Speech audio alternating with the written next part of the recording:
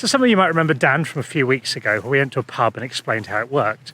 Now that seemed very popular and people enjoyed having things explained to them. So we decided to do some more. This is the first in a possibly semi-long running series of Robbie and Dan Explain Things.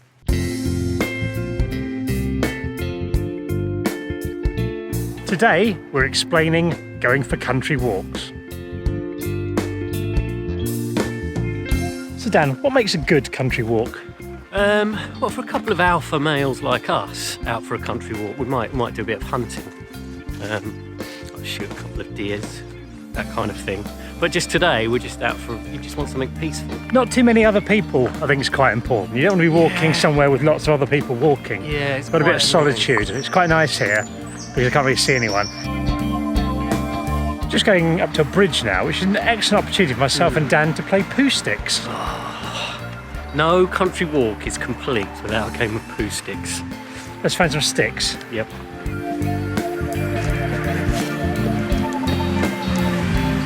I've got my stick, Dan. So Dan's gone small and thick with his one. I've gone for length but little girth. Let's go and see who wins. What are the basic rules? Basic rules are throw them in at the same time, watch them hit the river, then run as fast as you can to the other side of the bridge and see which one comes out first. Yeah, now this isn't a very long bridge, so it shouldn't take long to do. 3, 2, 1, 0. Whoa. Oh, yes! It's a win for you. Yep. The undisputed Poohstick champion of the world, or the two of us. Yeah.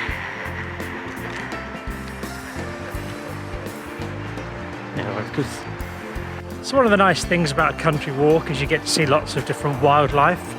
Just seen a couple of dragonflies. Don't get scared, they're not actually dragons. They're closer to flies than dragons, but they're like they've stretched to fly out a bit. How do you describe a dragonfly, Dan? So they've got a long, thin body with a set of wings that move very fast. They do a lot of hovering. As you say, they're not scary at all. Quite pretty, actually. Yeah, they often come in very nice colours. That one was blue. I don't know if there are, don't know all the colours. I think I might have seen a green one before. So a lot of our viewers are probably worried about bear attacks. I know I was when I first went walking. How big a risk is a bear attack in this country, and what sort of weaponry do you take to prevent it? It's not a huge risk, actually. Not you know, it's not widely known. Mainly because the population of bears in this country is actually very low, close to zero, if not zero, apart from the ones that live in zoos. So you don't need a lot of weaponry. Now, because we're in the English countryside, we're going to see an occasional cricket pitch. Now, I don't know anything about cricket, but Dan is quite a fan. Can you explain cricket in under 10 words, please, Dan?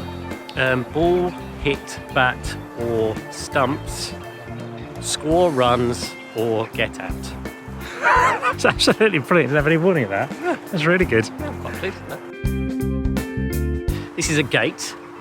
When you go out walking in the country, you'll quite often find different kinds of barriers. Those barriers aren't to stop you from walking. You have to find different ways around them. For example, sometimes you might find a stile, which is something you have to step up and step over, which is quite fun. This, however, is just a standard gate. You should just be able to open it and walk through. There you go, just found the catch. Always important to remember on a country walk, leave the gate how you found it. If it was open, leave it open. If it was closed, leave it closed. Right? Keep things as you found them. So we saw a different kind of sort of standard gate earlier. This is called a turntable gate. And it's interesting. You walk up, unhook it, you're in the turntable, push it back, close. Simple as that. See, I would have called this a kissing gate, Dan.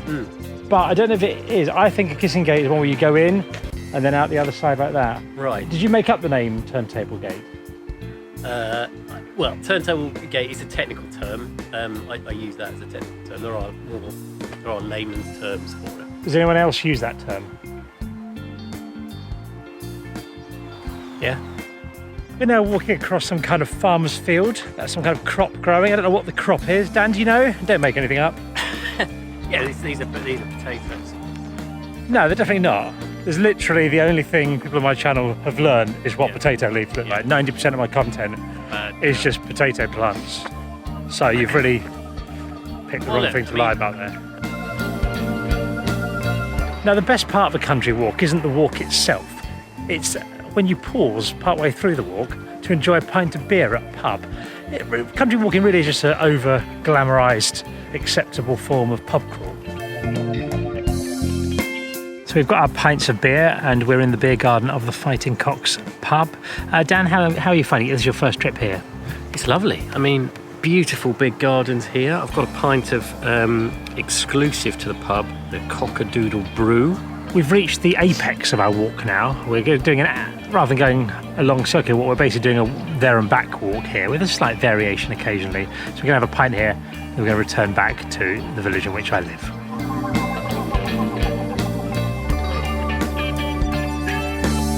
So we've left the pub, we're on our way back, but my leg has just brushed across a plant, Dan, and now it's really starting to hurt.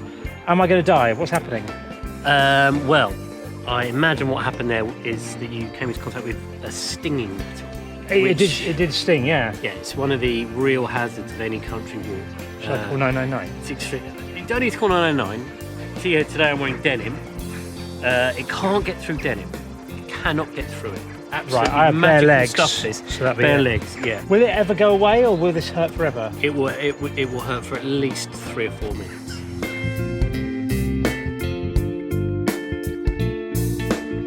So we're now currently under the M20 motorway on our walk. So in the middle of the countryside there's this great big flyover with fast cars going across it. You may have been on a motorway yourself. But what we've got under here is some graffiti. Now I'm from South London, so I'm not from South London, but I live in South London, so I know very little about graffiti. Robbie, can you tell us a little bit about this? Yeah, so what's happened here is some people have written their name or a variation of their name known as a tag on here and coloured it in nice bright colours. I'm surprised you haven't seen it in South London because there is some graffiti in London I've seen before. Basically, people like graffiti if it's Banksy, basically just Banksy, or someone a bit like Banksy, but they don't really like graffiti if it's not Banksy. People always use the same font for graffiti. I don't know why. No one ever uses like Helvetica or Arial or Tahoma, Calibri, Cooper Black. None of those really. They don't really use any of those. They just use the same sort of slightly comical font and write their names really. There's not a lot of variety in that. So we're just nearing the end of our country walk now, just coming out back into civilization. Dan, if someone wants to get into country walking, how should they go about it? Well, the best thing to do is just go out into the country and start walking. You could invest in an ordnance survey map, which show you some of the footpaths. There's no need. Just go out to the country. Brilliant stuff. If you've enjoyed this, let us know. Press the like button, leave a little comment, let us know what you'd like us to explain next. We're going to do more of these videos where Dan and Robbie explain stuff. Or Robbie and Dan explain stuff. We're not quite worked out what the title is, but you'll see it above or below. Say bye, Dan. Bye.